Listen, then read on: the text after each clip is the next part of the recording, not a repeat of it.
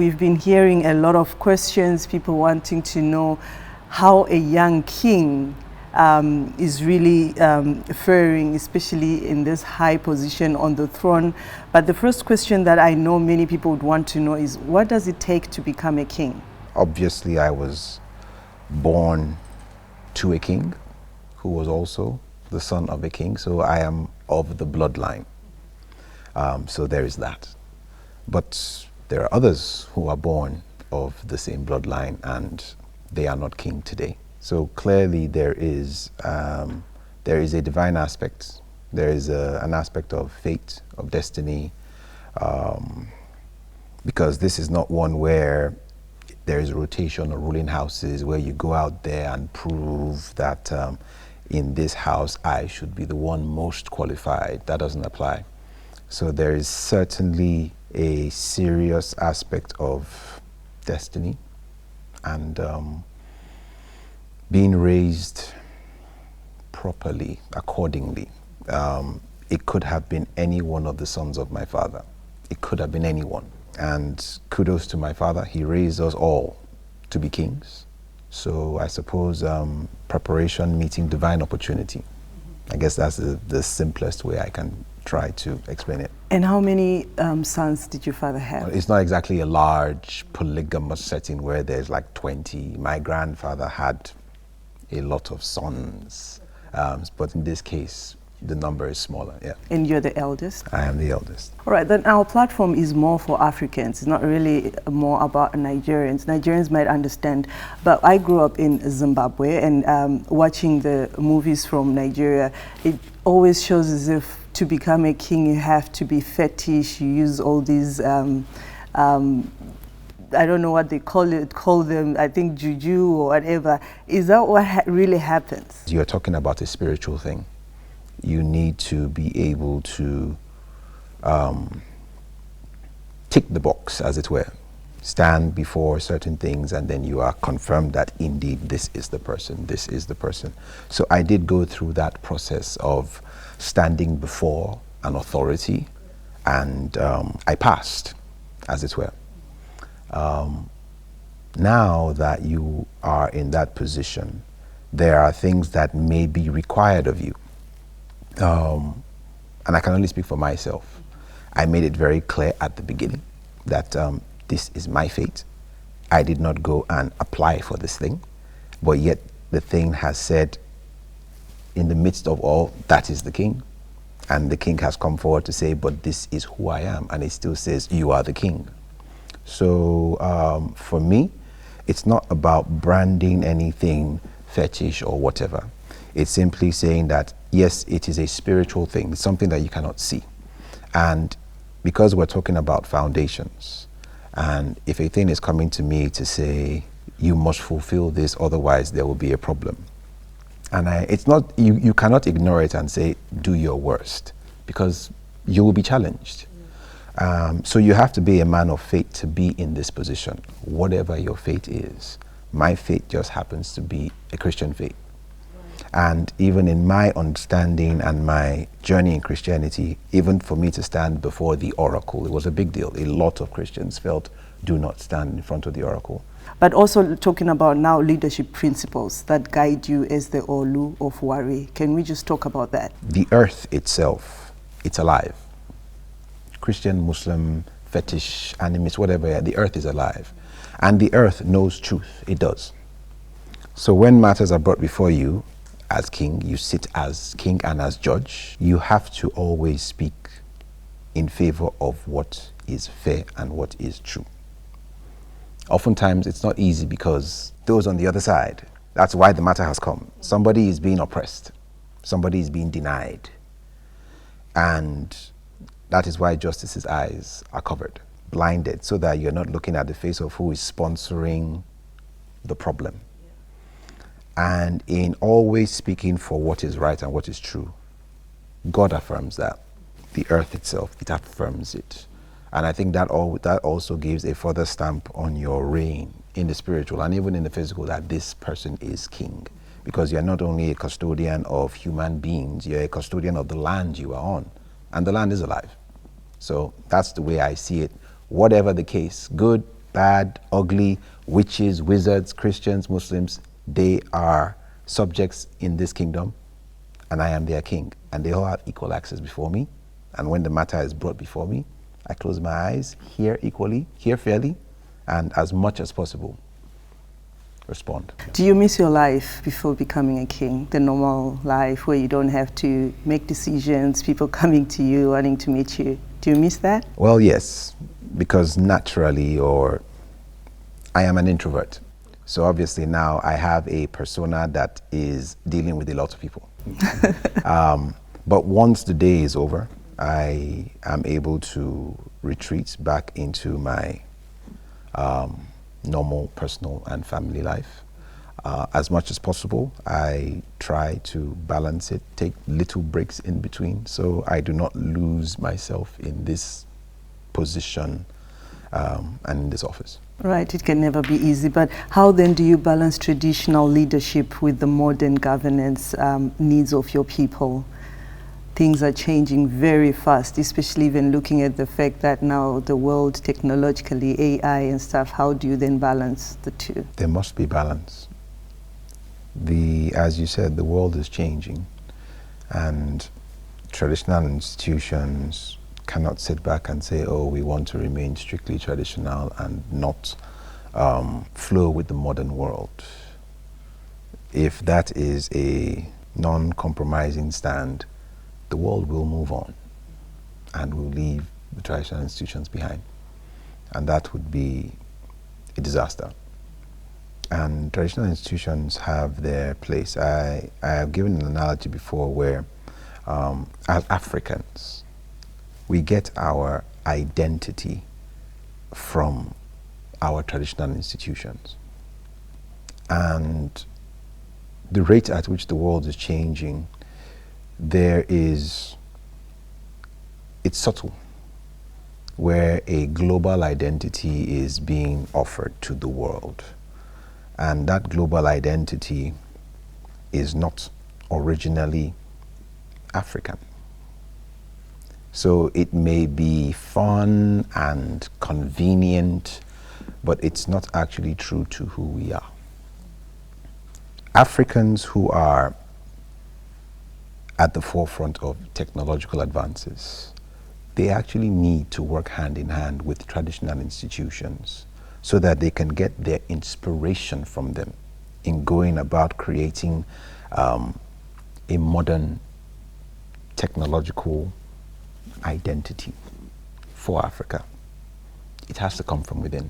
And the best place for looking for inspiration from within, you can't ignore the institution that has safeguarded, that has been the custodian of that African identity. It has to be carried along.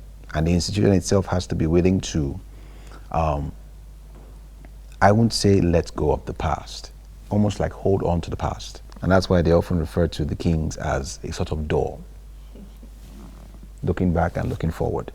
And it is from that corridor, that intersection, that a lot of things are generated from.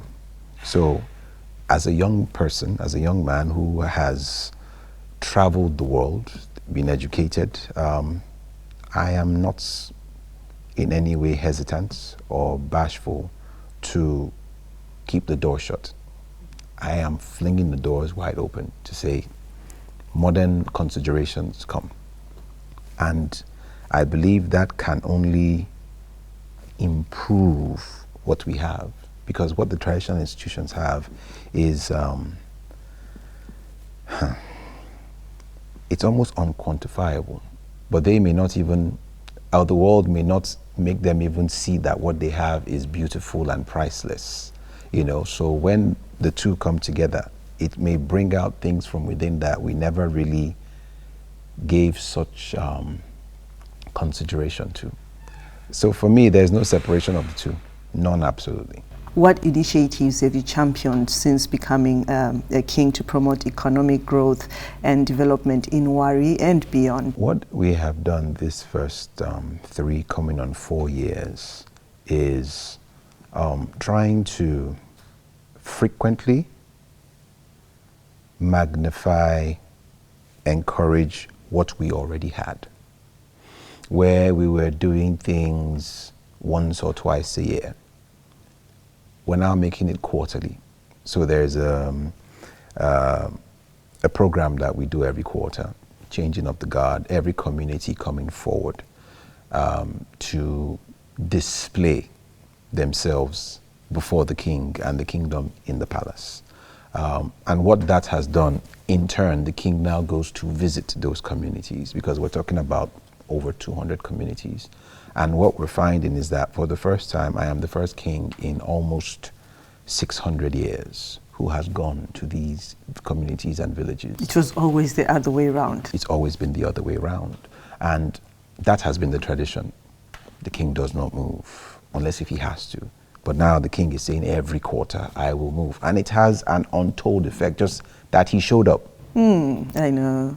You know, it lifts them up.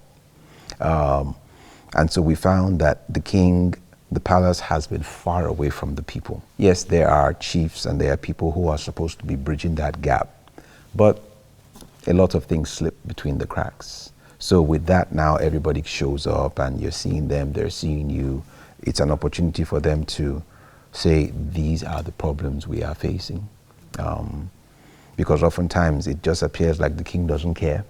And it's every 4 years, politicians will come, campaign and go. So all they see politicians, and it almost looks as if it is the politicians we deal with because the king is just busy sitting down. So even that in itself makes them reconsider. And then we're now in a position to use our name, our influence to attract NGOs, attract private monies to say, oh, Your Majesty, is there anything you need? Oh, personally, I don't need anything, but in this particular village, in this particular community, perhaps there's something you can. So far, so good. Right. Yeah. We're talking of Africa as a continent. Yes. Elevate Africa. What is that all about? Narratives, storytelling. Africa's stories, unfortunately, have not been told well. They haven't been told well. And a few non-African media outlets have come to try to tell an African story. And obviously it's told with their own bias. Even if they mean well, it's told in their own bias. And we look at data is what is really hot right now. Data, stories, content. And we're really seeing pressures from Netflix, from Amazon, from everyone. They are looking for African stories, African content, because the world has now had a level playing field where it's no longer just Hollywood or Bollywood. People are watching Korean content. People are watching, or they are even demanding for African content. And the quality of production is coming up. And because everybody has seen the retelling or another adaptation of so many Western tales, they're looking for something different. I want to use Marvel. I use it as a very common example. The Marvel Cinematic Universe, you know, all their stories are the same. But when Black Panther first came out, Black Panther really shook the world because it gave the people, gave the world an impression of a fictional African kingdom. And that movie inspired so many people. Everybody was shouting Wakanda. I had not heard anybody shout a fictional African kingdom. They were shouting Wakanda. Before that, in the late 80s, with Coming to America, everybody was shouting Zamunda. Zamunda, and then decades later, Wakanda. And so that just shows you that the image of a prosperous, organized African entity is desired. People want to see it. Africans want to see it. Africans in diaspora, in the Caribbean, in America, in Europe, they want to see it happen because it speaks to their identity. You know, however long they've lived away from the continent, and they feel this is something that we could rally around. So Elevate Africa is not about to release a movie now, but it's about to tell stories, give Africans a vision, a belief that the way the world has depicted you as an African, it has to change. And it has changed, but it starts by you believing in yourself and seeing influential Africans standing, because we are visual people. And the more we see positive, encouraging examples, the more we will be encouraged and believe that this thing is possible. So in a nutshell, and there's so much more about Elevate Africa, but just to try to make it easily understood. But you're also now shifting and changing some of these things that you're going to the people. There might be chiefs who are unhappy with this. There might be people who are also unhappy with this. What are some of the challenges that you faced so far as you became the King of Warri? You have said it very well. These people who you've mentioned, the chiefs and the elders, the truth of the matter is they actually mean well. 100% to themselves, they mean well. Because as far as they're concerned, if it's not broken, don't fix it. And they have been, it's how they were raised, it's how they've done it. Now they're old men. They're not going to change now. They're not. And this is not unique to Warri Kingdom. I believe it's something you will see everywhere where there is an institution. There are people who will be like, yes, you've come in, you're young, but this is what has given us the esteem, the reputation that we have. We have been doing it this way. If it was not working and it was sinking, they probably would have changed a while ago. So you can't blame them. But you come in and you now say, look, thank you for the good work you have done so far. But, and I think I alluded to it in one of my responses, you have got to believe and trust that I am here to add, to embellish, improve, contribute to what I am seeing here. So you need to work with them in a way that they can trust and be like, okay, give this young king a chance to express himself. But they are watching closely because they don't want me to fail. God forbid if I fail, the failure is on them as well. So they're guardrails. They're there like, okay, is he? Oh no, he's proven to be a capable, competent pilot. And then obviously with time, they just sit back and watch it fly. Right. But initially they will be hands-on, but after a while, I suppose it's like being a parent too. You've been babying your child and then all of a sudden the child is sprinting. Eventually the child falls, you come trying to, but you don't want to raise the child in fear. Don't run, don't. Let him fall and then. The wings have to come out. So maybe eagles is better, okay, fall, pick them up, fall again, pick them up, and eventually just sit back and, because if you believe that a king is born and a king is also made, then deep down, if the king isn't being arrogant about it and he's being led by God, trust that there is something leading him that is for good. What partnerships or collaborations do you believe can accelerate Africa's development? Those partnerships may not be specifically from any country or any government. What I believe is when you have something solid, an idea, a concept, people will come. The money for it will come. The support, the financing for it will come. That's what I believe. So what we need to do is just create our own properly. Americans will come. British will come. Emiratis, Russians, Chinese. They see, look, there is something here that we might want to be an early investor in. So I'm not really disturbed by the policy of another country.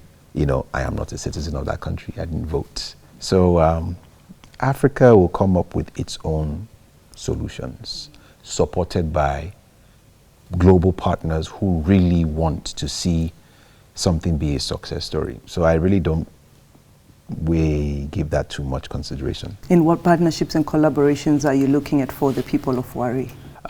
So far, we're actually speaking with people from a few countries. There are Americans that we're in active conversations with. There are Europeans. There are Asians that we're in conversations with. Still early stages. Educational aspect, infrastructural aspect, investing in human capacity, especially, and then when you're now talking the way Nigeria is structured, when you're now talking about actual infrastructure, government has to be a part of it. It cannot just be a traditional institution thing, because that is the way the country is structured. But when it's a human capacity thing, which is why that is the primary focus, you're free to. What advice do you have for young Africans striving for leadership and impact in their communities? Something I am big on is, and has always been, identity. When you are sure and confident of who you are. We were just speaking about old people and, trying to get into it. Fortunately or unfortunately for me, primogeniture brought me here, succession. For other people who are not dealing with matters of thrones and succession, it's different. Their path to the position is different. But I will say they must bet on themselves, invest in themselves. It's not a thing of arrogance or being cocky, because there's also heavy humility that is involved, but confident in your identity, what God has called you to be. And there's a Bible verse that comes to mind that don't let them despise you because of your youth. Young people have done great things in this world, in all the eras you can imagine. People under 30, people under 20, definitely people under 40. And there's no reason why now that we're in 2025, that young people are looking to be encouraged. There are so many examples in the world of young people who have been doing things and are still doing things. So oftentimes when you just do a little bit of reading, you will find the inspiration and the examples that you were looking for. I am humbled to hear that some look at me, my emergence, my story as one that encourages young people. And from this platform, I will continue to encourage, advocate for young people to be given the opportunity. And I hope that the young people who are given that opportunity are prepared. In Nigeria, we have seen many instances. I don't know if it's like that in Zimbabwe or other African countries where young people clamor for an opportunity. And then unfortunately, the one young person that it falls upon may not do well with it. And then that it now becomes the justification of, oh, this is why we don't allow young people come in. And that's not really fair, because one person was not prepared. Preparation is key. Humility is key. And at the same time, confidence, investment in yourself. Because when the time comes, you have to be ready. And the time will come. And how can the same young people now contribute to the preservation and modernization of traditional leadership structures? Starting with the traditional institution, we cannot afford to be seen as something that is meant for the older people, which is what is the narrative. By and large, it is seen like, oh, they're older people who do not want to move forward with the reality. And I know the young people today are very much driven or inspired by what they see in media, what's happening in the West. And whenever I have this opportunity, I like to point them away from the West and point them in the East.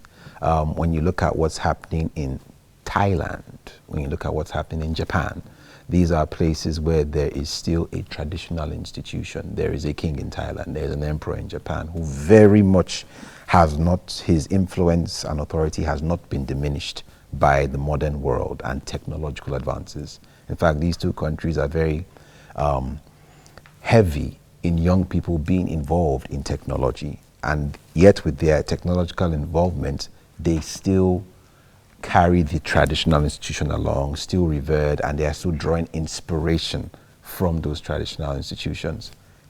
It can happen there, it can certainly happen here. And in Warri Kingdom, we are very much pro young people, very much so. There is always space in the King's Boat. And the King's Boat is not only for old people, it is for the young as well, who are willing to stand up and say, Baba, I have something I can contribute. Come and show me what you can do. Before we wrap up, I would like to congratulate you for being named amongst the 100 most reputable people in Africa. What did that mean for you? How did you feel? When I heard of it, I did not know such a thing existed. So I thought, what is this? And then I showed it to some of my people. They're like, oh, it's a real thing. I'm like, oh. So I was humbled, I was surprised, and I suppose encouraged to know that people who are not Ishekiri, who are not Nigerians, are watching and they are observing. It does bring a little bit of pressure, just a little. You know, your audience is not just local. It's Africa's population is what, approaching 2 billion now. I'm not saying all 2 billion people are watching, but you know, so I am honored, and I hope and pray that, you know, God gives me the capacity to live up to that honor.